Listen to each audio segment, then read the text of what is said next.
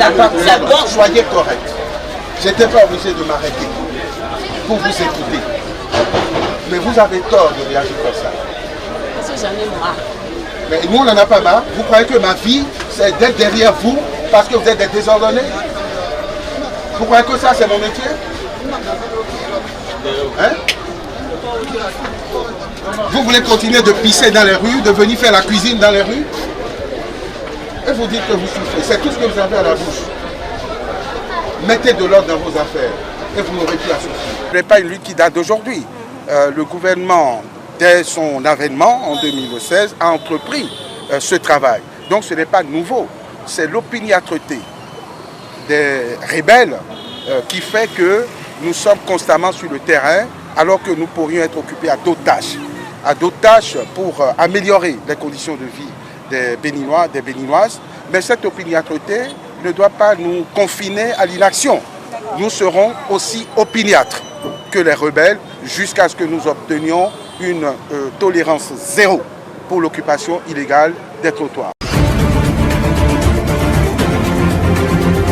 En fonction des tranches de pension, le gouvernement a consenti une augmentation dans une fourchette de 30% à 1%, ce qui donne un taux moyen global de revalorisation de 5,3% pour l'ensemble des pensionnés. Les choix opérés par le gouvernement visent à impacter davantage les petites pensions et à maintenir le pouvoir d'achat des pensionnés et rentiers. Dans cette même dynamique, le gouvernement a revalorisé les rentes au taux unique de 5,3%. Il est utile de rappeler que cette décision est rétroactive et prend effet pour compter du 1er janvier 2023. À présent, la question légitime que se posent les retraités et rentiers de la CNSS est quand est-ce qu'ils rentreront dans leurs droits. La direction générale de la CNSS rassure tous les bénéficiaires de cette décision que les dispositions sont prises pour sa mise en œuvre diligente.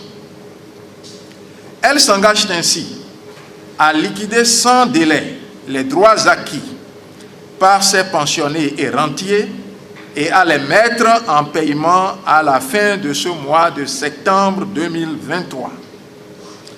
Les services techniques de la CNSS sont instruits et mobilisés à cet effet. Il y a lieu de rappeler que les pensions du mois de septembre 2023 sont déjà mises en paiement.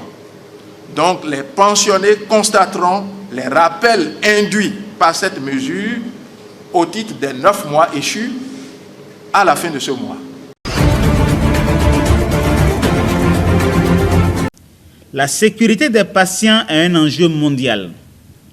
Les causes les plus meurtrières en rapport avec la sécurité sanitaire sont les infections nosocomiales, les erreurs de traitement, les accidents des patients, les problèmes de communication, l'environnement de travail désorganisé.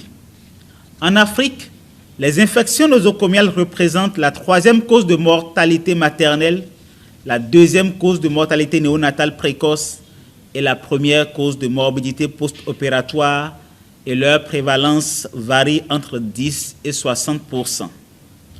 Au Bénin, selon une enquête menée dans 87% des hôpitaux, la prévalence des infections nosocomiales était de 19,1%.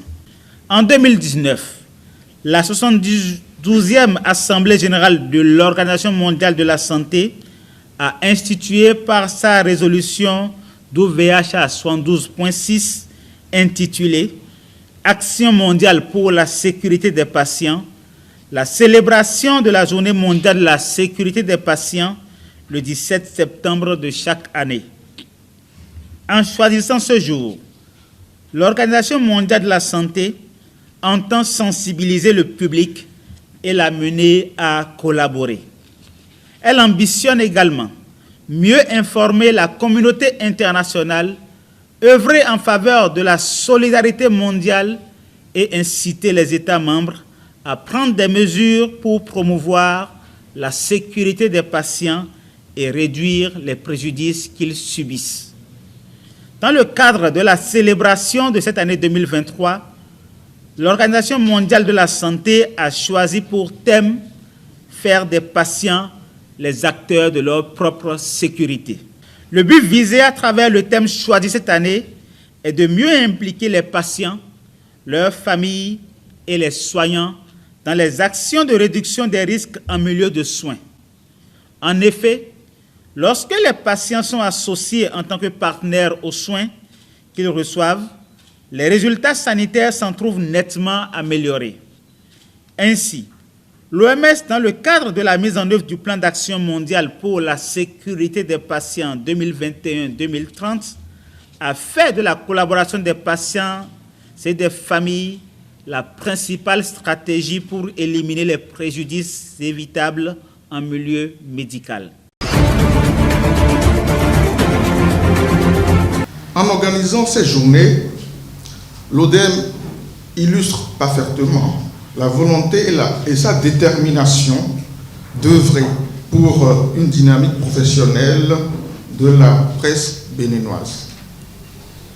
Ainsi, en plaçant les manifestations de cette année sous le thème « Éthique et la déontologie à l'épreuve du numérique », l'ODEM est en phase avec les défis du XXIe siècle auxquels les médias sont confrontés.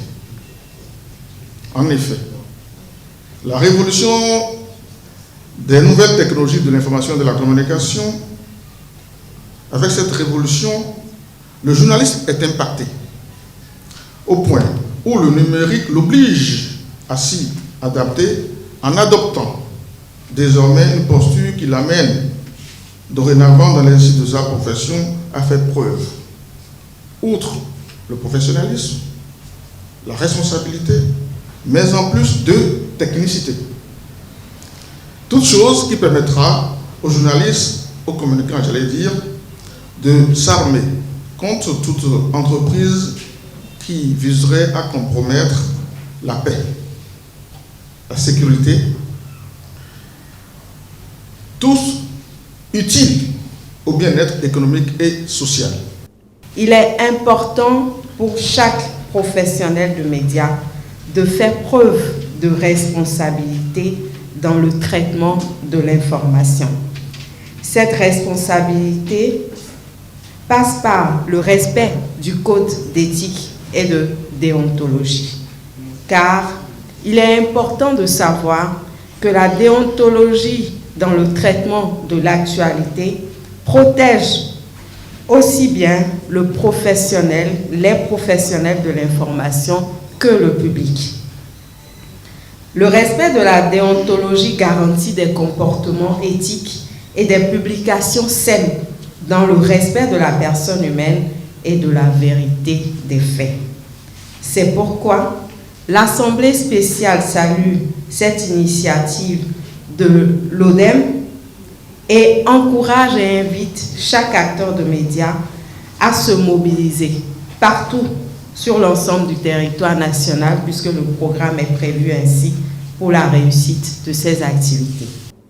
Installé le 3 mai 2023, vous y étiez pour la plupart au ministère des Affaires étrangères.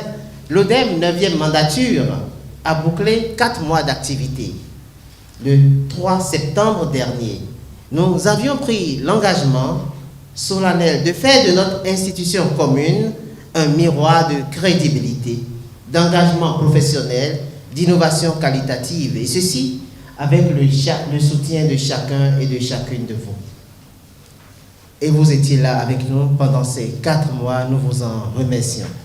En décidant d'installer l'ODEM en 1999, nos aînés avaient sans doute le souci de s'autoréguler au regard de ce qu'ils qualifiaient eux-mêmes à l'époque des dérives de la presse béninoise. Mais c'était sans imaginer que quelques années plus tard, une dizaine Internet allait s'inviter dans notre quotidien. Notre objectif est d'asseoir, en organisant ces journées éthiques et déontologiques, c'est d'asseoir donc les bases d'une autorégulation spécifique au numérique. C'est pour ça que le thème que nous avons choisi s'intitule « L'éthique et la déontologie à l'épreuve du numérique ». Comment réguler aujourd'hui nos productions sur Internet? Comment fixer de nouvelles règles pour que nous continuions justement des essais dans la régularité et surtout dans la responsabilité. Quelle société ne connaît pas de dissension sociale interne? Mais lorsque qu'apparaît le danger venu de l'extérieur, comme c'est le cas en ce moment contre nos frères et sœurs du Niger, au front souverain, nous laisserons toujours de côté nos problèmes internes pour favoriser le combat collectif. Non à toute intervention militaire contre le Niger. Le Parti Les Démocrates exige la levée immédiate des sanctions iniques et illégales et particulièrement demande l'ouverture des frontières. Le Bénin et le Niger ont besoin de bonheur.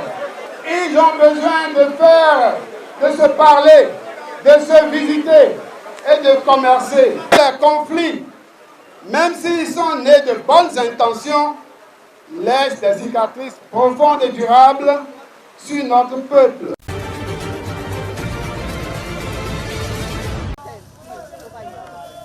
Des bénévoles à Lagos ont bravé la pluie samedi pour assainir le marché de la capitale économique du Nigeria. C'était à la faveur de la journée mondiale de la propriété. Le Nigeria est confronté à un défi de taille avec une production annuelle estimée à plus de 2 millions de tonnes de déchets plastiques. Le marché est l'un des endroits les plus fréquentés de toute la ville et c'est aussi un endroit qui génère un volume très important de déchets en raison du nombre élevé de la quantité d'activités en cours, en particulier en ce qui concerne les produits alimentaires frais et tout le reste. Les pratiques ici sont tout simplement insalubres, fondamentalement. Le plastique constitue 15% de l'ensemble des déchets produits dans le seul État de Lagos.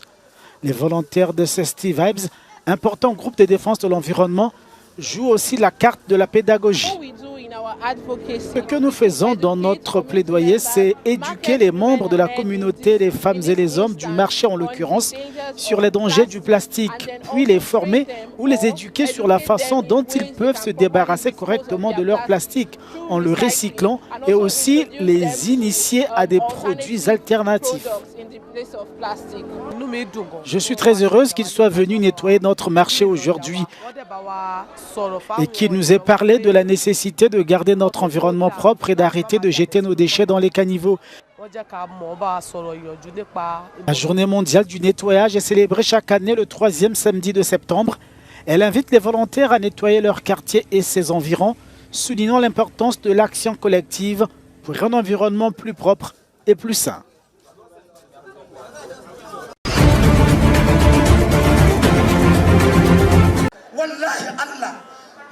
Des Nigériens étaient une nouvelle fois devant une base militaire française à Niamey.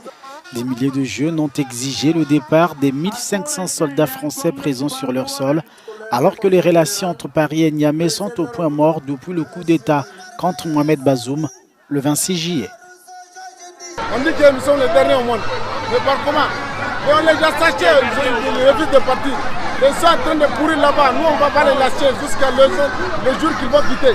Oui, le Niger, ça fait 10 ans qu'on est dans une dictature. Le Niger, ça ne va pas. Donc maintenant, nous, on veut qu'il mette le pays en bon rail. Donc on ne parle pas de transition. Nous, on n'a pas à faire de transition. Nous, on veut qu'il continue le travail. Un bon travail pour le Niger. Les généraux au pouvoir à Niamey ont dénoncé plusieurs accords de coopération avec la France et exigent que Paris retire ses troupes.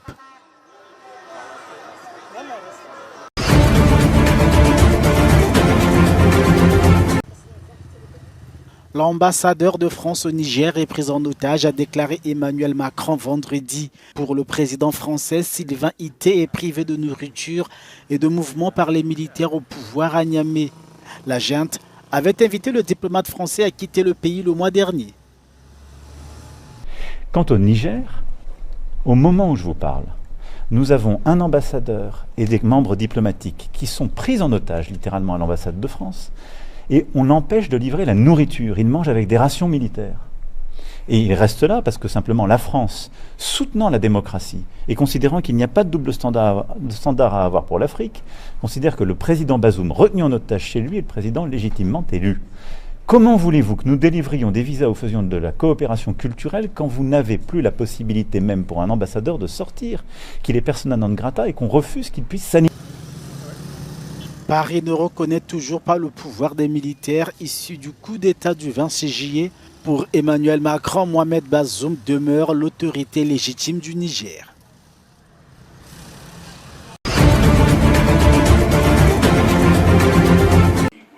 Le Mali, le Burkina Faso et le Niger ont consolidé leurs relations samedi.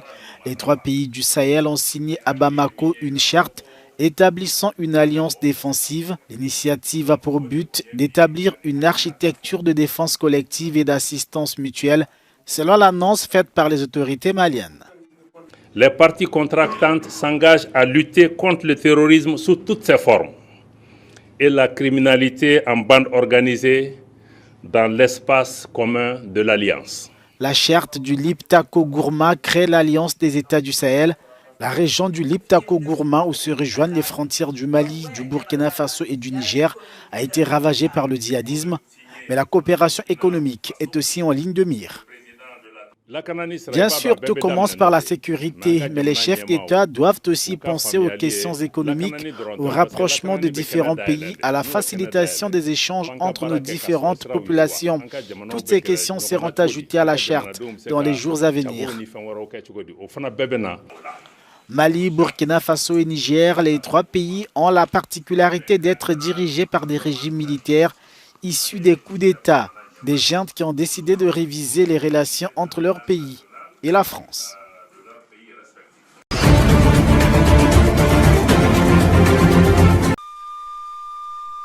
La France va continuer à accueillir des artistes du Sahel après une polémique née d'une directive administrative demandant à cesser toute collaboration avec le Niger, le Burkina Faso et le Mali, où ces services consulaires sont fermés. Mais à Niamey, la polémique n'est pas passée sous silence. Le façon, il devait nous respecter. Si on dit, je ne vais pas donner de visa, ça c'est comme un enfant. Que tu dis, si tu ne fais pas ça, je ne vais pas t'acheter un bonbon. Nous ne sommes pas à ce niveau. On a dépassé ce niveau. Ni boycott ni représailles, a assuré le gouvernement français vendredi, précisant que seuls sont suspendus les projets prévus au Niger, au Mali et au Burkina Faso pour des raisons de sécurité. On ne commande pas. Nous sommes des sociétés du monde, nous sommes des artistes du monde. Et le monde est obligé de composer avec nous. On ne peut pas ôter nos cultures de la culture du monde. Le Niger, le Burkina, le Mali vivent des problèmes aujourd'hui. Et ce n'est pas des problèmes des moindres. Demander son indépendance, son autonomie, ce n'est pas trop demander. Que les gens nous comprennent. Mais le contexte politique actuel entre la France et les trois pays du Sahel n'est pas sans conséquence sur la coopération culturelle. L'impossibilité de délivrer de nouveaux visas pour des raisons de sécurité pourrait entraver divers événements culturels. Toute culture qui ne s'ouvre pas, qui se renferme sur elle, c'est une culture qui est appelée à mourir. Nous en Afrique, très bien, on remercie Dieu. On est ouvert à tout le monde. Et ce n'est pas parce qu'on ne peut pas en France, on a l'Afrique, on a les autres parties du monde. Ils n'ont qu'à se fermer entre eux, ils n'ont qu'à se fermer dans leur carcan. Ils vont voir s'ils vont évoluer. Ils n'ont qu'à mettre de l'eau dans leur verre. C'est une période, c'est un péremptoire qui a sonné. Il faut qu'ils utilisent de leur intelligence pour affronter cette nouvelle ère. La France a interrompu le 29 juillet et le 6 août toutes ses actions d'aide au développement et d'appui budgétaire avec le Niger et le Burkina Faso. En novembre 2022, elle l'avait déjà fait pour le Mali.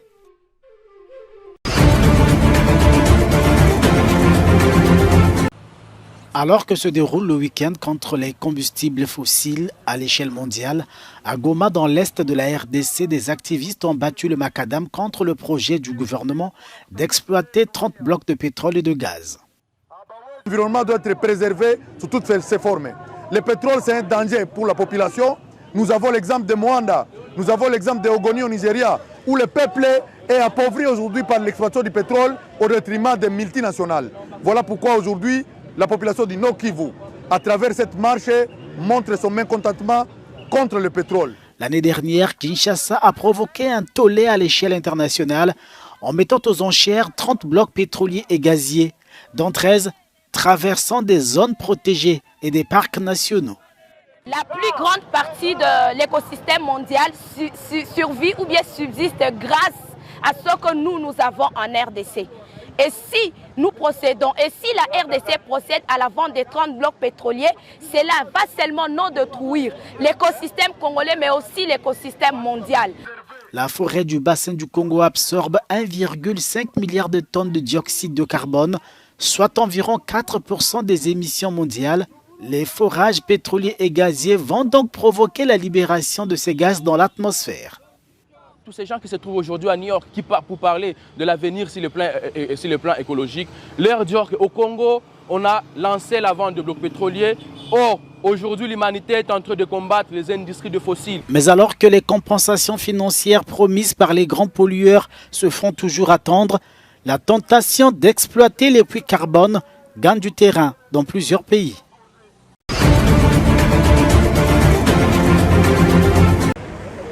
Le prix de l'essence au Kenya a atteint un niveau record, passant de 1,36 $ à 1,44 $ après une révision des prix à la pompe par le régulateur de l'énergie. Le ministre de l'énergie a imputé partiellement cette situation à la réduction de la production pétrolière au début du mois par les principaux producteurs qui a fait grimper les prix mondiaux du brut à leur plus haut niveau depuis 10 mois.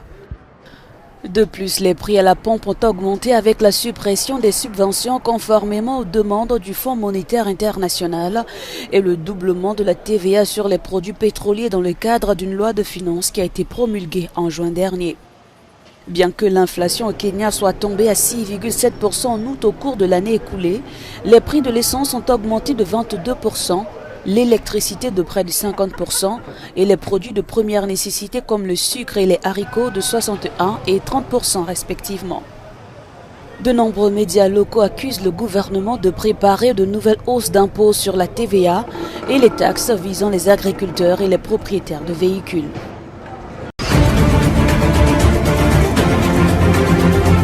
Au Soudan, l'armée a de nouveau recruté des civils dans les villages du nord du pays.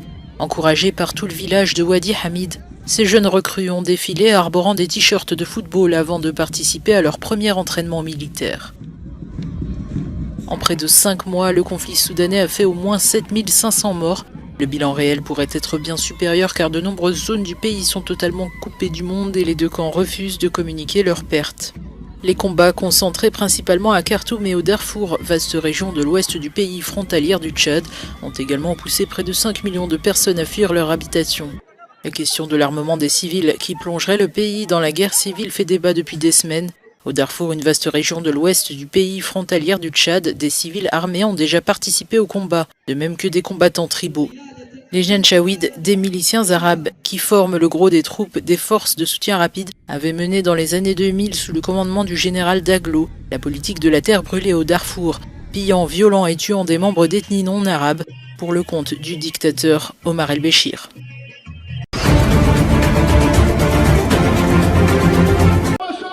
C'est dans le stade Ulundi, ancienne capitale du royaume Zoulou, que l'Afrique du Sud a rendu hommage samedi à Mangosuthu Buthelezi, fondateur du parti Inkatha, décédé le 9 septembre à l'âge de 95 ans. Il était pour beaucoup l'incarnation d'un esprit zoulou fier et courageux. Il est difficile d'exprimer la profondeur de notre douleur en tant que famille Untwana. La profondeur, la douleur que nous ressentons et l'absence étrange de notre père qui était le point d'ancrage de notre famille. Mangosuthu Buthelezi était membre du Congrès national africain, mais en 1975, il décide de quitter le navire pour former le mouvement Inkatha et ne tarde pas à entrer dans une rivalité sanglante avec l'ANC. Il n'a jamais eu peur d'un mot dur, d'une critique ou d'une forme d'expression de son désaccord. J'ai toujours admiré son engagement à trouver un terrain d'entente entre les dirigeants politiques et les partis.